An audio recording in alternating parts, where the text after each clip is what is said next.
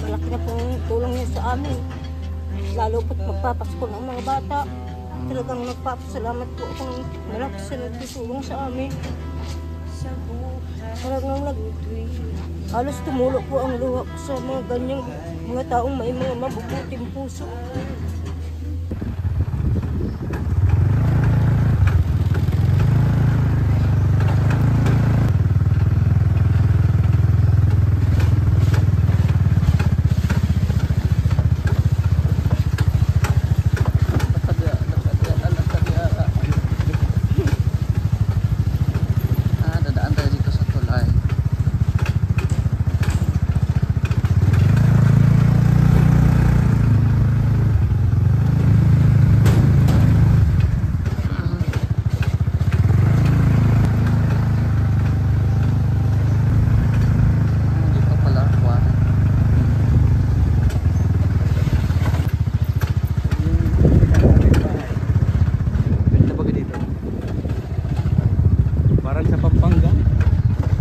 May lahar.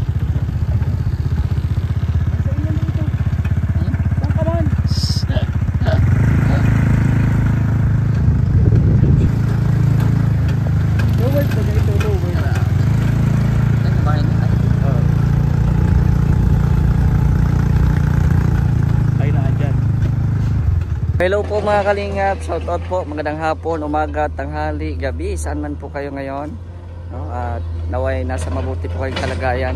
So shoutout po, at ngayon po ay dito tayo, kasama tayo nila Kalingap Gilbert at ni Kalingap Topper, kasi pinuntahan po natin yung na-scout po nila na isang bulag po dito, no? Dito tayo sa quarry ngayon, no? Malawak yung ating background ngayon kasi may nagka-quarry po dyan. Quarry pala po ito. So nandito po yung isang bulag po na vlog po nila. So shoutout po sa mga viewers po natin ngayon, pa-like po ng ating video at syempre pa-share para mas marami pa tayong maabutan ng tulong, no? So nandito kami ngayon para dalawin si nanay. Ayan. Ay dala din po kaming 10 kilong bigas. Ayan, motor lang po kami kasi medyo malayo ito sa highway. Ayan, may dala kami 10 kilong bigas, tigpa 5 kilos. Ayan, ayan. Ay, ganun niya. Kumusta po? Naglalaba pati si nanay, oh. Opo. Nakakabot po ay narating ko lang. Kararating nga po ninyo. Malakayan naman po kayo. Kasama naman ninyo yung anak mo. Nanay, may papakilala ko sa iyo kahit di mo siya makita. Malalaman mong si Mr. J siya. Mr. J po ang kasama namin ngayon. Hello po, Nay. Magandang hapon. Sabi po ito sa mga kasama namin. Oo. Ayan. Kumusta si nanay? Ito po ayos naman, naglalaba-laba. Nabalaba. Ang pahinga ina ito naglalaba.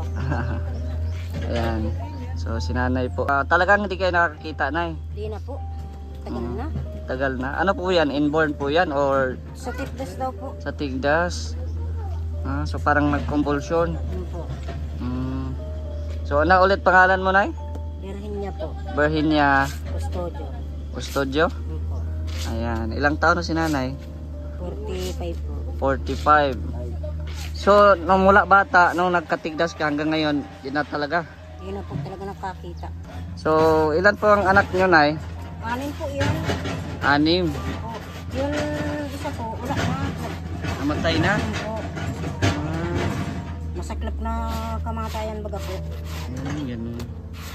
So matagal na po, Nay? Tagal na po. Ano na, 5 taon na. So, bali, ang anak mo ngayon, 5 na lang. Wala lang po. May asawa po si nanay? Mayroon po. May asawa. Saan po yung asawa mo, Nay? Ito po sa kusina. Nasa kusina. Yan. Ito yung simpleng bahay nyo dito. Yun po. Nasa ano pala kayo? Gilid ng quarry. As in, ano na po, quarry mismo. Quarry mismo talaga ito. Yun po. So, it's either ano din ito. Tatrabahuin din ito, no? Yun po. Gigibain nga itong bahay na ito. Gigibain.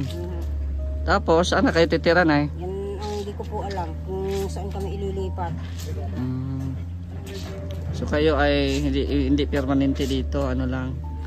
Kumbaga kapag palayasin, wala kayong magawa. Ano po. Ilang taon na din kayo dito, Nay? Naglipat po kami dito ay 1997. So matagal na din. 27, 28, gano'n. No. Pero, ito ngayon ay tinatrabaho na nila. Ano po. Kikitira lang naman po kami dito. Yan po si nanay.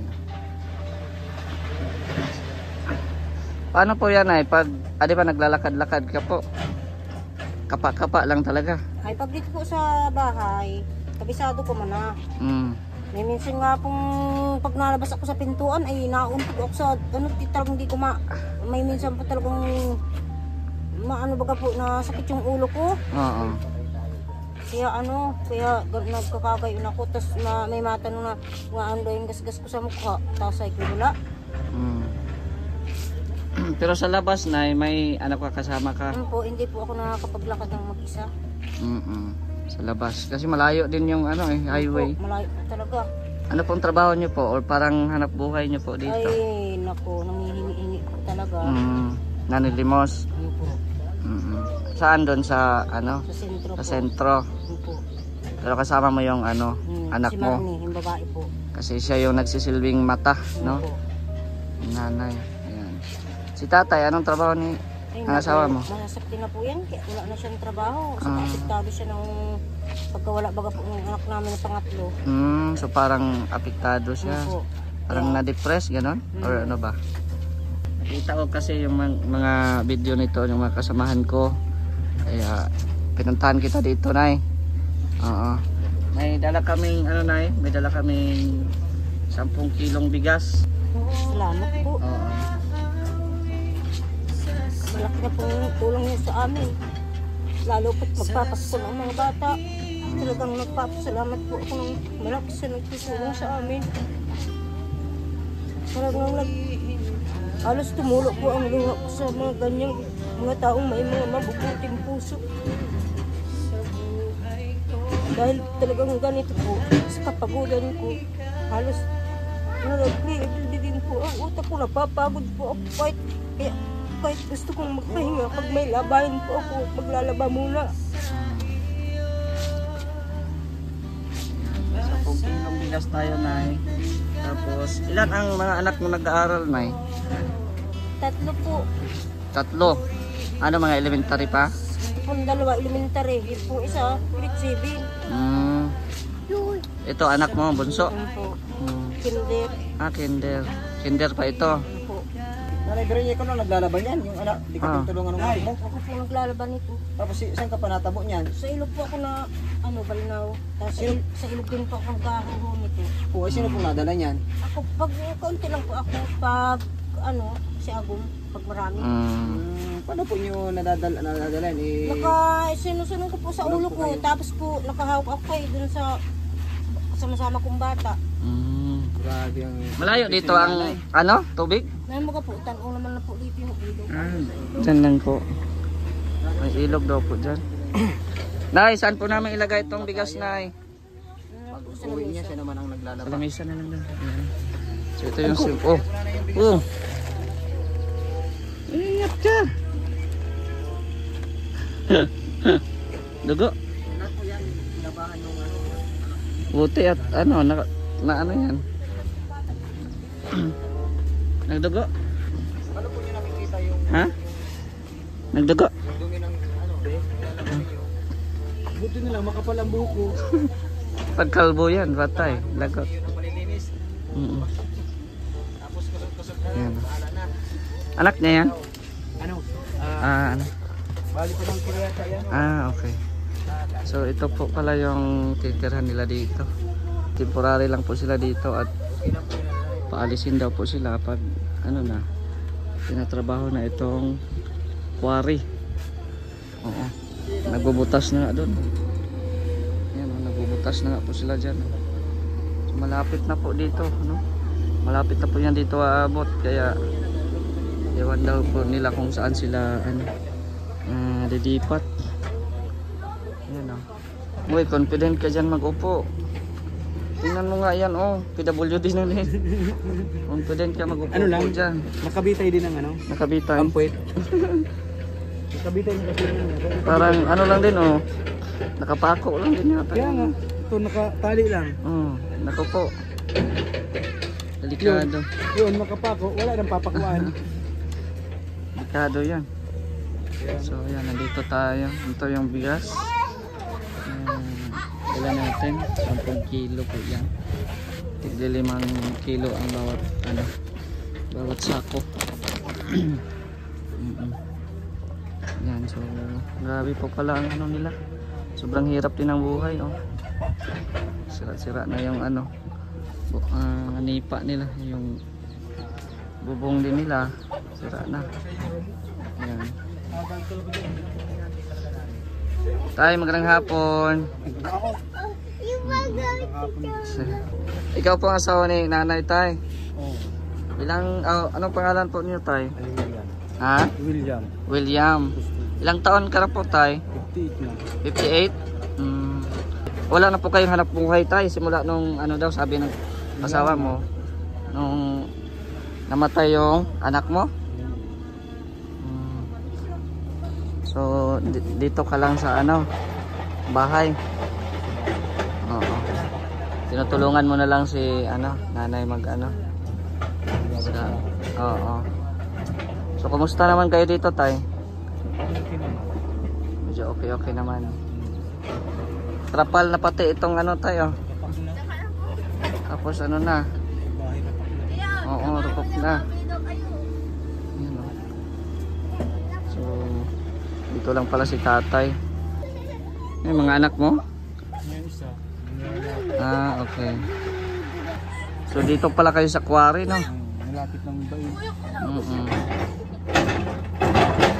Paano yan, Tay, pag ano, palayasin kayo dito? Saan kayo maano? Naghahanap ko naman dyan may lupa na may bayag na pababahay. Pati papabahayan. So nakailang lipat na kayo, Tay? Hindi pa naman kayo nakalipat. Madami na kaming lipat. Lipat kami sa Tumpat. Tapos dyan ay kay Iligan. Dyan kay Tano. So maraming beses na kayo nakalipat. Dami na. Sobrang hirap yan, Tay, no? Na palaging ano, lipat-lipat. Sobrang hirap. Hirap kami sa bundok. So yung kapansanan ni Nanay, Tay, ano pala yan? Sa bata pa siya. Bata pa. So ilang taon na kayo ni Nanay nagsama, Tay? Baka mga ano man. Mga 26 matagal na din. Tagal na. So ngayon ano kayo, 6 na anak. Tapos yun nga, na ano yung isa, 5 na lang. Paano yung mga bata, Tay, nag-aaral? May mga gamit na sila? Ang kakautay-utay naman. Utay-utay lang ang pagbili. Pwede po natin ano yung loob ng bahay nyo, Tay? Ito lang natin, tingnan natin. So, ito po yung loob ng bahay nila tatay. May kuryente naman pala kayo dito. Meron naman, nag-CCR lang ito. So ayan, oh. Walang tulo dito, Tay, o meron? Daming mga butas-butas nga din, oh. Dami na. So dito kayo natutulog? Hindi pa gusto. Ayan, oh. So yan yung sitwasyon ng bahay. Marupok na, Tay. Yan o. May mga aso, di ba ito nangangagat? Hindi. Yan dito, oh. Yan yung kusina ninyo. Dami kayong alagang aso, ah. Dami yan. Mga aso, oh. Ang yaman ng aso, tulog-tulog lang, oh. Kain tulog lang. Yan, ito po yung sitwasyon po nila. Nantay ng pako may aso. So, saan kayo mag-igib ng tubig dito, Tay? Malayo? Malapit sa dam.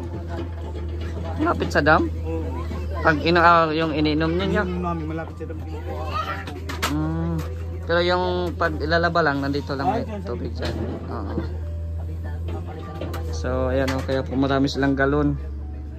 Pero malayo palang igiban ninyo. Malayo. Tangis sa pagpisa dito. Asan na yung ibang anak ko tayo? Ay, nasa tambahan yung isa. Binata ako. Binata. Yung isa lang yung sila. Wala kayong kapitbahay dito? Yan dyan. Ay, dito sa ano. Naggala lang siya. Ayan o. Ayan, meron din palang kapitbahay doon. Tay, may ano, bigas tay. Salamat. Oo. So, may pang ano na kayo? Pang saing. Oo. Ano to tay? 10 kilo to lahat. Tag 5 kilo ang isang ano. Nay, ang problema mo ngayon yung ano, yung mga school supplies ng mga bata. Sa school supply po, tapos na. Ang sa ano naman po, sa mga konting ano sa bahay, yung budget ng bahay. Tapos po yung mga pambakundaan ng eskwela, madali, bahala na po yan. Mga uniforms, meron na. Yun nga po, wala pa. Wala pang uniforms. Sa school supply pa lang po. Tatapos ang siyempre yung baga pong mga ang ipapagamit ko nga po dyan, yung mga pinaggamit pa itong grade po, yung ginamit niya, di naman niya naubos gamitin, yun na uli ang gagamitin niya uli. I-recycle lang, parang ano. Kasi nga dahil nga sa kakulangan ng pira pambili. Pero sabi naman nito, pwede pa niya ito mama. Kaya yun po ang talagang problema ng tao, kwarta, yung mga pangailangan.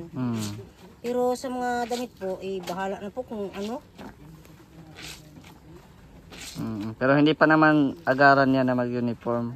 Po. May ano pa naman, palugit pa naman niya ng ilang buwan bago mag-uniform. So bali ang nag-aaral ngayon, 3. 3 po, yung isa po nasa Cavite, doon siya mapasok. Okay. Ito pong 2, yung grade 4 at kinder dito sa akin. Sino ang tinitirhan niya doon sa Cavite, Nay? Yung pamangkin ko po. Ano din, na high school? Ang alin po? Yung nasa Cavite. Ano po? Grade 7. Grade 7 na din. Po. Kakagraduate lang. Hindi po, grade 8 na sana, kaso naghinto nga ni. Kaya grade 7. Okay. Dahil sa kahikaws baga po, yung pamasahin niya, yung naat sa akin, pamasahin niya. Pabuti daw po doon, malapit lang ang school. Dito, ang malayo, siguro, ang school, malapit lang din dito, o medyo may kalayuan? Ang malapit po dito yung eskwelahan, elementary. Yung eskwelahan ng grade 7 dito, malayo. Doon baga po sa tulay na lupa. Ay, oo. Paano yan ay pag balik ka na ng eskwela, wala ka nang kasama? Di magpapahinga po ako, dito ako sa bahay. At yung mga bata, mapasok. Wala ka nang kasama sa pagpamalimos mo? Ano po, ang gala namin sa Sabado at Linggo yan.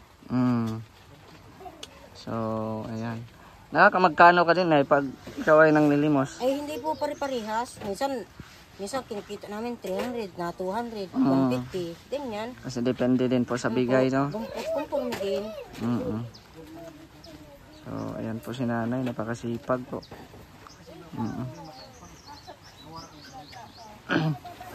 Talagang wala talaga kayong maninag na kahit liwanag, nay? Wala na talaga po. Masakit na nga yung mata ko pag nabibilad sa init.